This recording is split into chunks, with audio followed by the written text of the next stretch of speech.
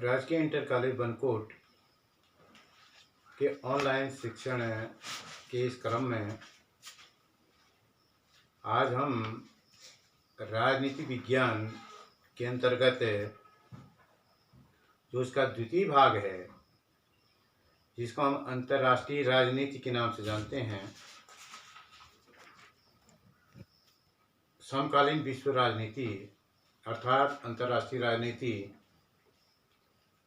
के नाम से जानते हैं, इसका शिक्षण करेंगे। और सभी छात्र इस वीडियो को, इस शिक्षण को ध्यान से देखें, इस पर मनन करें और जो भी पाठ से संबंधित प्रश्न आपको नहीं आ रहे हैं या आपके समझ में नहीं आ रहा है तो उसको पूछेंगे, उसका उत्तर आपको दिया जाएगा। आज हम इसका पहला पाठ प्रारंभ करते हैं। इससे पहले भाग में आपको कई पाठें पढ़ाई गई हैं। आज हम जिस पाठ का शिक्षण करेंगे उसका नाम है शीत युद्ध का दौर। बड़े ध्यान से सुनिए, इसका नाम है शीत युद्ध का दौर। अब ये शीत युद्ध है क्या, इसको थोड़ा समझ लीजिए। शीत युद्ध को अंग्रेजी में कहते हैं कोल्ड वार। कोल्ड माने ठंडा, शीत, वार माने युद्ध, यानी शीत युद्ध।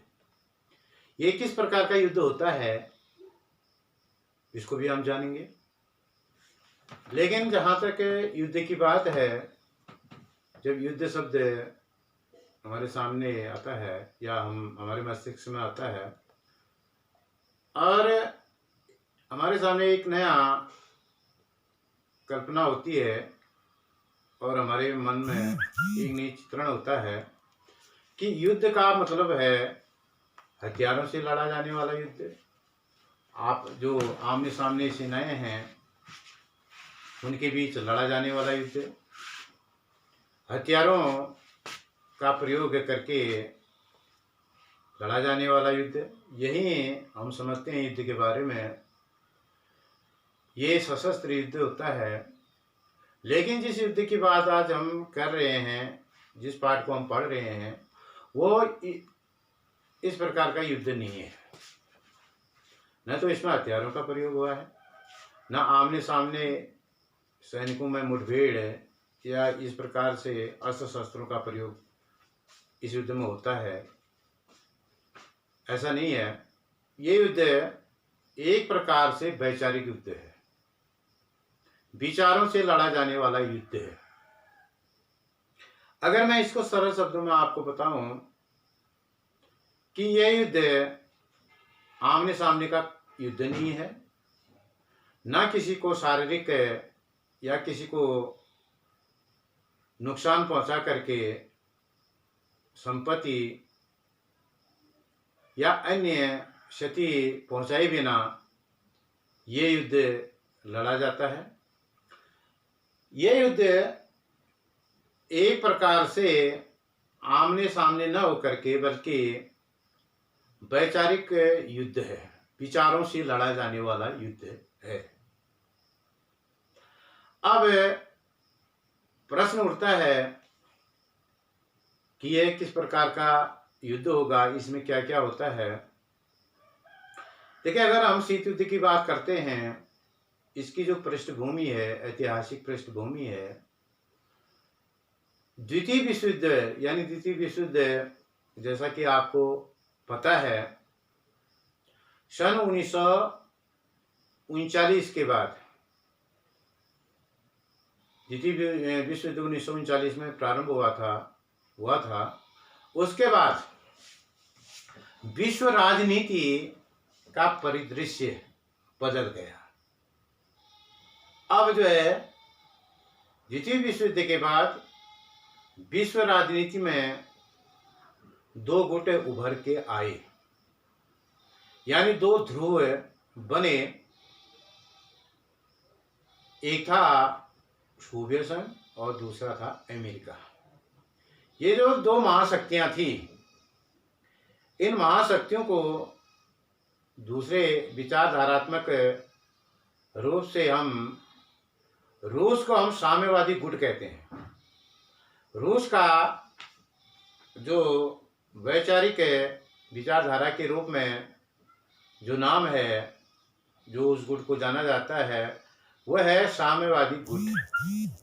और अमेरिका को हम पूंजीवादी गुट के नाम से जानते हैं। ये दोनों के बीच शीत युद्ध का प्रारंभ होता है द्वितीय विश्व युद्ध के बाद। कब से? द्वितीय विश्व युद्ध के बाद। अब ये युद्ध, जैसा कि मैंने इससे पहले बताया, न तो अस्त्र शस्त्रों से लड़ा गया, न तो टैंकों से लड़ा गया, न तो प्रक्षेपास्त्रों से लड़ा गया, न तो जेट फाइटरों से लड़ा गया। तो यह युद्ध एक विचारों से लड़ा जाने वाला युद्ध है। तो मैं अगर आपको सरल शब्दों में उदाहरण के तौर पर बताऊं तो आपके समझ में आ जाना चाहिए। तो शीत युद्ध आपके आसपास गांव में भी देखने को मिलता है। वो कैसा है? देखिए, कभी कभी गांव में क्या होता है, दो व्यक्तियों के बीच मतभेद हो जाते हैं और वो आपस में मिलते जुलते भी हैं और एक दूसरे का मन रखने के लिए आपस में बातचीत भी करते हैं, लेकिन उनके मन में एक दूसरे के प्रति हमेशा नफरत रहती है। और धीरे धीरे ये दोनों व्यक्ति एक दूसरे को नीचा दिखाने के लिए हर संभव प्रयास करते हैं, एक दूसरे की आलोचना करते हैं, इनमें कटुता का भाव रहता है, एक दूसरे से घृणा करते हैं, लेकिन कभी ये आपस में लड़ते नहीं है आमने सामने। अर्थात शारीरिक रूप से इनका आमने सामने कभी मुकाबला नहीं होता है। अर्थात एक दूसरे को बिना शारीरिक चोट के इनमें एक प्रकार की दुश्मनी बन जाती है। तो ये जो दो व्यक्तियों का जो उदाहरण है गांव में, जिनके बीच में इस प्रकार का वैचारिक मतभेद उत्पन्न होता है, उसको हम शीत युद्ध कहते हैं। और यही बात द्वितीय विश्व युद्ध के बाद विश्व राजनीति में जो दो ध्रुव उभर करके आए थे, उनमें एक सोवियत संघ और दूसरा अमेरिका गुट था। दोनों के बीच भी इसी प्रकार का युद्ध प्रारंभ हुआ। ये युद्ध क्या था? इसमें तनाव था, एक दूसरे आपस में इनके बीच में तनाव रहता था, कटुता, एक दूसरे को नीचा दिखाने के लिए कटु व्यवहार करते थे, वैमनस्य दुश्मनी, एक दूसरे को नीचा दिखाने के लिए हर संभव प्रयास करते थे।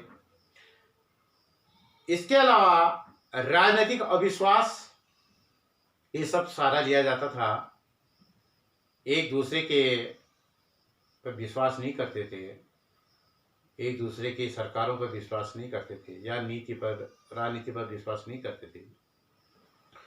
कूटनीतिक, यह हथकंडा होता है, एक दूसरे को अस्पष्ट करने के लिए, नीचा करने के लिए कूटनीति इसको कहते हैं। जोड़ तोड़ करके सैनिक प्रतिस्पर्धा, देखिए सबसे बड़ा जो इसमें लक्षण दिखाई देता है, उनके बीच जो लक्षण था सैनिक प्रतिस्पर्धा, अर्थात अपनी अपनी सेनाओं को मजबूत करके एक दूसरे को नीचा करना, दूसरे की सुरक्षा को कमजोर करना। इस प्रकार का जो सैनिक प्रतिस्पर्धा थी वो भी शीत युद्ध में देखी गई। तो इसके अलावा जासूसी, एक दूसरे के बातों को, देश के बातों को गुप्त रूप से जानना, पता करना और उसके महत्वपूर्ण ठिकानों के बारे में, उसके महत्वपूर्ण संस्थाओं के बारे में गुप्त रूप से अपने जासूसी के माध्यम से जाना। ये जासूसी है। कटुतापूर्ण संबंध, शीत युद्ध का जो वास्तविक अर्थ है वो कटुतापूर्ण संबंध है। आपस में इनमें हमेशा कटुतापूर्ण दुश्मनी बनी रहती है। तो ये शीत युद्ध का एक स्वरूप है। शीत युद्ध के कुछ लक्षण हैं जिनको आपने जाना, और फिर से इसको अच्छे से समझ लीजिए, वीडियो के माध्यम से बार बार देखिए इसको। तो अब इस पाठ को हम प्रारंभ करते हैं। तो सबसे पहले पाठ के जो महत्वपूर्ण बिंदु हैं उसका हम अध्ययन करते हैं। तो इस प्रकार से बिंदुवार जो इसके महत्वपूर्ण बिंदु हैं उनको जानते हैं। पहला है शीत युद्ध का प्रारंभ द्वितीय विश्व युद्ध के पश्चात हुआ। जैसे मैंने आपको अभी बताया था, शीत युद्ध का प्रारंभ विश्व राजनीति में द्वितीय विश्व युद्ध के बाद प्रारंभ हुआ। शीत युद्ध से आशय अमेरिका और सोवियत गुट के बीच व्याप्त कटु संबंध। जैसा कि मैंने आपको अभी जो पाठ है उसको प्रारंभ करने से पहले ये बता दिया था कि जो ये शीत युद्ध है वो अमेरिका और सोवियत संघ के बीच के संबंधों को लेकर के है, कटु संबंधों को लेकर के है, और उनके संबंध कटु संबंध रहे हैं। शीत युद्ध काल में दोनों गुट विश्व पर अपना प्रभाव जमाने के लिए प्रयत्न करते रहते हैं। देखो, एक वर्चस्व का मामला है। वर्चस्व को लेकर के ये शीत युद्ध प्रारंभ हुआ था। दोनों गुट एक दूसरे को नीचा दिखाना चाहते थे। कहने का तात्पर्य है कि अपना वर्चस्व स्थापित करने के लिए, वर्चस्व मतलब अपना दबदबा बढ़ाने के लिए विश्व राजनीति में एक ये प्रयत्न करते थे कैसे वो आगे पहुंचे, एक देश से कैसे शक्तिशाली हों। अमेरिका द्वारा 1949 में नाटो की स्थापना की गई। देखिए, अमेरिका गुट ने 1949 में 1949 में एक सैनिक गुट का निर्माण किया जिसका नाम है NATO। इसको कहते हैं नाटो। नाटो क्या कहते हैं? नाटो। इसका जो पूरा अर्थ है वह है एन से नॉर्थ, ए से अटलांटिक, टी से ट्रीटी, ओ से ऑर्गेनाइजेशन। इसको आप नोट भी कर लेंगे। तो इसका जो पूरा नाम है उसको नोट करिए आप। मैं इसको फिर से हिंदी में इसको बताता हूँ। उत्तर अटलांटिक संधि संगठन। क्या हो गया? उत्तर अटलांटिक संधि संगठन, इसका पूरा नाम हो गया। तो यह अमेरिका द्वारा बनाया गया एक सैनिक गुट था, इसको संधि कहते हैं। सोवियत संघ ने नाटो के उत्तर में 1955 में, कब? 1955 में वार्सा पैक्ट की स्थापना की। इसमें सोवियत संघ भी पीछे नहीं रहा। उसने नाटो बनाया अमेरिका ने, तो सोवियत संघ ने उसके जवाब में एक संघीय संगठन का निर्माण उसने भी किया, सैनिक गुट का, जिसका नाम था वार्सा पैक्ट। क्या नाम था? Warsaw pact.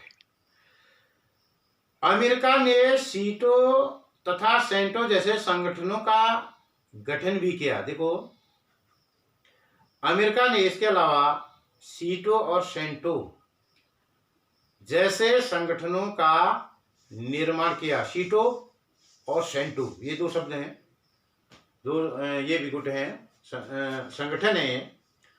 पहला है सीटो, SEATO,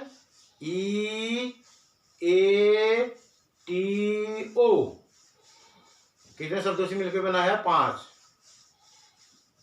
कितने वर्ड हुए? SEATO। एस से साउथ, ई से ईस्ट, ए से एशियन, टी से ट्रीटी, ओ से ऑर्गेनाइजेशन। इसको भी नोट कर लीजिए, क्या काम है? साउथ, ईस्ट,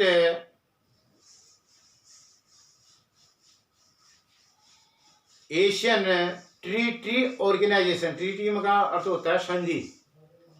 साउथ का अर्थ होता है दक्षिण, ई का अर्थ हो गया दक्षिण पूर्व, पूर्व। एशियन का एशिया, एशिया महाद्वीप है। टी का अर्थ हो गया ट्रीटी, ट्री माने संधि, ट्री माने संधि। ओ से हो गया ऑर्गेनाइजेशन, अर्थात इसको हम हिंदी में कहते हैं दक्षिण पूर्व एशियाई संधि संगठन। इसका पूरा नाम क्या हो गया? दक्षिण पूर्व एशियाई संधि संगठन, इसका पूरा नाम हुआ। सेंटो का अर्थ होता है SENTO,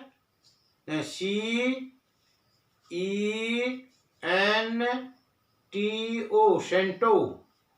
सेंटो का अर्थ होता है centre, tree organisation. Centre SENA, centre का हो गया, टी से हो गया ट्री, ओ से हो गया ऑर्गेनाइजेशन। अर्थात सेंटर, ट्री ऑर्गेनाइजेशन। हिंदी में लिखिए इसको, केंद्रीय संधि संगठन। इसका निर्माण किसने किया? अमेरिका ने किया। किसने किया? अमेरिका द्वारा। भारत ने गुट निरपेक्षता का मार्ग चुना। अगला बिंदु है भारत। अब गुट निरपेक्षता क्या होता है? नॉन एलिजमेंट। ये क्या है गुट निरपेक्षता? देखो, गुट निरपेक्षता एक नीति है, एक आंदोलन है। इसका प्रारंभ भी इसी समय हुआ। इसी समय मतलब जब शीत युद्ध का दौर चल रहा था, इसी बीच में किसका उदय हुआ? गुट निरपेक्षता का उदय। देखिए, गुट ये आगे जा करके इसको हम आपको विस्तृत रूप में पढ़ाएंगे, लेकिन आपकी जानकारी के लिए इतना बताना है, इतना बताता हूं कि जो गुट निरपेक्षता है वो एक आंदोलन था। वो खास तौर से विश्व के उन देशों का आंदोलन है जो पिछड़े हुए देश थे।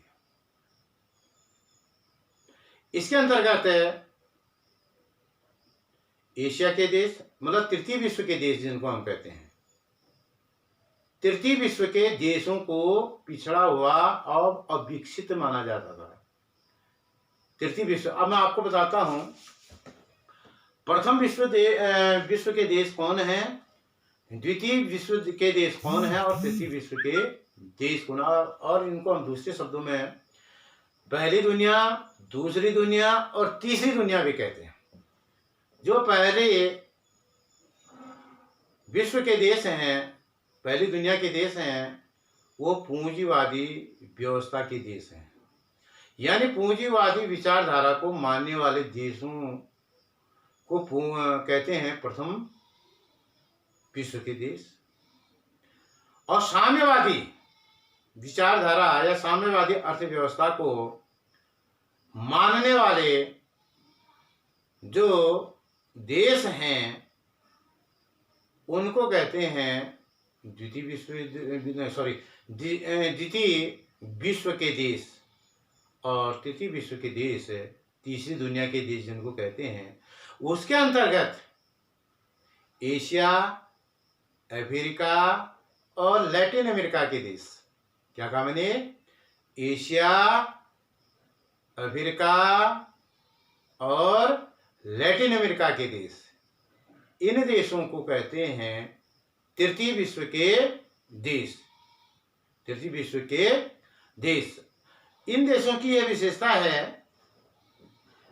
कि ये देश नव स्वतंत्र देश थे। आपको पता है भारत 1947 में आजाद हुआ और उसी के आसपास औपनिवेशिक जो शासन प्रणाली है, व्यवस्था थी, उससे कई देश विश्व के स्वतंत्र हुए थे। उसमें से खासतौर से एशिया, अफ्रीका और लैटिन अमेरिका के देश थे। जो देश अविकसित थे, नए नए स्वतंत्र हुए थे और साथ ही जिनको विकास की बहुत बड़ी आवश्यकता थी, जो गरीब राष्ट्र थे, ऐसे देशों के समूह को तृतीय विश्व का देश कहा गया है। और जो ये तृतीय विश्व के देश थे, यानी एशिया, अफ्रीका और लैटिन अमेरिका के देश, इन्होंने एक आंदोलन को जन्म दिया जिसका नाम था गुट निरपेक्ष आंदोलन। गुट निरपेक्षता का अर्थ यह होता है कि वो किसी भी गुट में शामिल नहीं होंगे। किसी भी गुट का मतलब मैंने आपको इससे पहले बताया, उस समय शीत युद्ध कालीन जो दो गुट थे, एक था अमेरिका गुट और दूसरा सोवियत संघ गुट। इनमें किसी भी गुट में शामिल न होकर के एक स्वतंत्र नीति का पालन करते हुए और विश्व में अच्छे प्रस्ताव, जो रचनात्मक प्रस्ताव हैं, उसका समर्थन करना और गलत जो नीतियां हैं उनका विरोध करना। अर्थात क्या हो गया, एक बार मैं फिर से इसको आपको बताता हूं। गुट निरपेक्ष वह नीति है, अर्थात किसी भी गुट में शामिल न होकर के, किसी भी गुट में शामिल न होकर के एक स्वतंत्र नीति का अनुसरण करना। ना तो सोवियत की नीतियों का अनुसरण करना, न अमेरिका के नीतियों का अनुसरण करना, बल्कि बीच की जो नीति होगी उसका अनुसरण करना। उसको एक स्वतंत्र नीति कहा गया है, उसका पालन करना। और ऐसा नहीं कि तटस्थ रहा जाए, तटस्थता नहीं है, ये न्यूट्रल नहीं है, बल्कि विश्व राजनीति में अच्छे नीतियों का समर्थन करना। देखिए, जब इनको लगेगा कि ये नीति अच्छी है, उनके हित में है, उसका वो पालन करेंगे। और गलत नीतियों का विरोध करना जो इनके अनुकूल नहीं होगा। अर्थात जो नीति इन दोनों देशों के बीच, इन देशों के अनुकूल नहीं होगी, उस नीति का विरोध करेंगे। और इसी को कहते हैं गुट निरपेक्षता। और गुट निरपेक्षता जो आंदोलन है, उसको आगे बढ़ाने में, उसको पैदा करने में, प्रारंभ करने में भारत का बहुत बड़ा योगदान रहा है। ध्यान देने योग्य बात है, भारत के प्रथम प्रधानमंत्री पंडित जवाहरलाल नेहरू की पहल पर गुट निरपेक्षता की नीति का प्रारंभ हुआ। इसमें मार्शल टिटो और सुकर्णो, अन्य लोग भी शामिल हुए और इन्होंने मिलजुल करके गुट निरपेक्ष आंदोलन का प्रारंभ किया।